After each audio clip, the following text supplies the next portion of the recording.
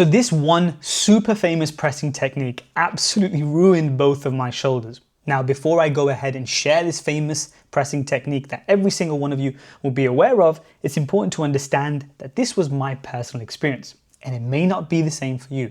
But as always, if you're interested to learn how it affected me, how I then implemented some fixes to fix and sort out my funky shoulders, stay to the end for the nuance and the information.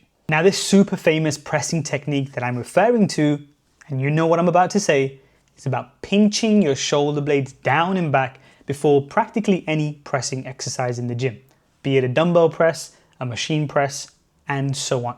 Now you might be thinking, but Bilal, if I want to grow myself a big chest, isn't it important to pin my shoulder blades down and back to activate my chest, but also so I have more stability and I can lift heavier weights, which then of course equals a bigger chest? I actually have no issues with this thought process.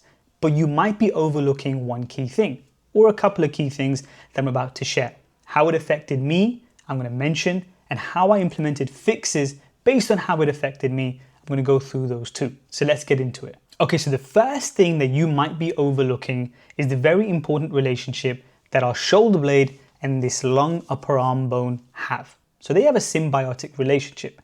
Now this doesn't mean that shoulder blades down and back is always going to be wrong. But let's break this down so you can understand what I'm talking about. When you just lift your upper arm to the side, and I want you to try this right now while you're sitting, standing, doing whatever, there is a certain amount that long bone, called your humerus, is moving. And being that it's housed in the shoulder blade, there's a certain amount of movement that the shoulder blade is required to go through so that both can move together.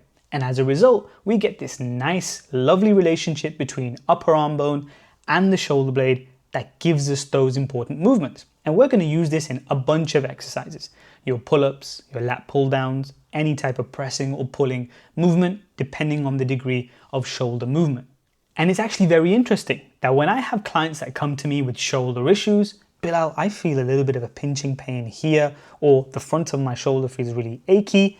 And even that, they can't access that overhead mobility when doing things like pull-ups or shoulder press. One of the key things that I look at is how the shoulder blade is moving. And when that's restricted, we can start to fall into this pattern of having restrictions in overhead mobility. It's a really interesting thing to think about. And so by doing this in every single one of my exercises, especially my pushing exercises, I was getting in the way of this very important relationship, something that we call a scapular humeral rhythm.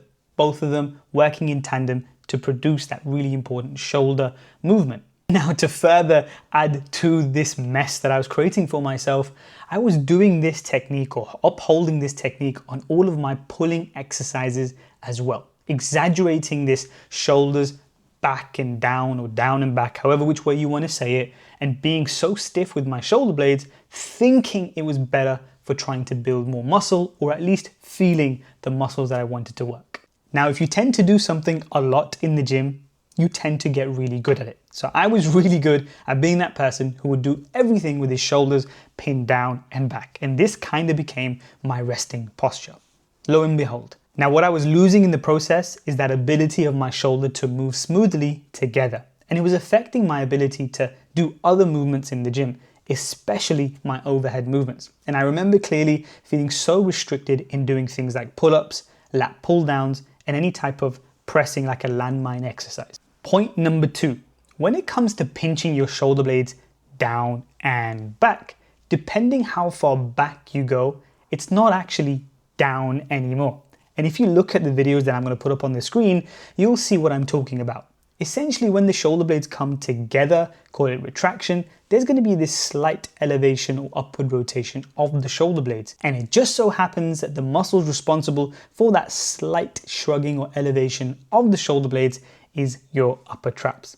So after implementing this technique for the length I did, I was feeling a lot of tightness, not only in my shoulders, but also in my neck and this upper trap area here, which is why I would move around walls and hard surfaces and try to massage every chance I got. And a foam roller and one of those lacrosse balls basically became my best friend. And the final and third point to discuss, does pinching your shoulder blades down and back actually contribute to more connection with the muscles we're trying to train, your chest and your back muscles?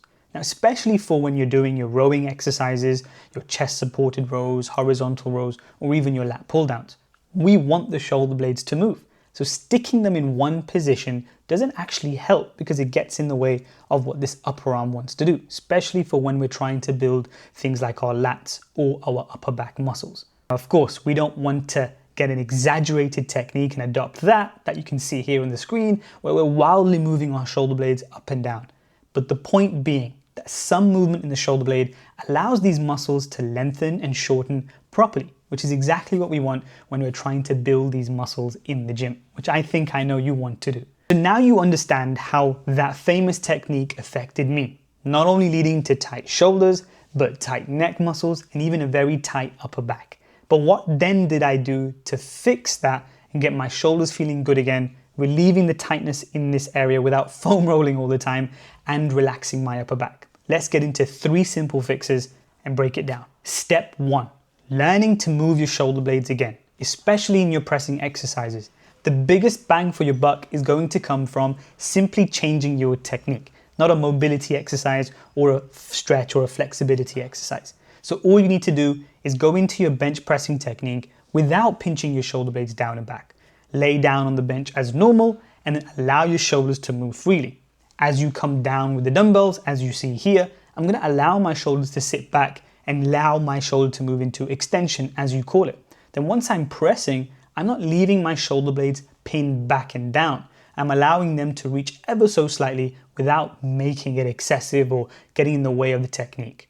And simple as that.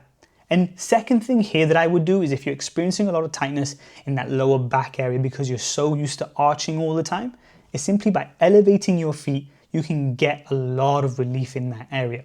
Now, of course, you're not going to be able to lift as heavy, but that's the give and take when trying this technique and elevating your feet up onto the bench. Step number 2, if you are someone who's experiencing a lot of tightness and simply adjusting the technique doesn't seem to be enough, then you can start supplementing your training, especially your warm-up and your cool-down with other techniques. Eventually, getting these to be intense enough to where they make a part of your workout. So this could include things like a landmine press, rotational exercises, things that allow your shoulders to move freely and encourage that relationship between, like I talked about earlier, your long bone here, your humerus, and your scapula. Some of my favorites are a landmine press, which you can eventually then progress into an overhead shoulder press, which is eventually the goal when it comes to improving your shoulder mobility and moving into things like your pull-ups and so on.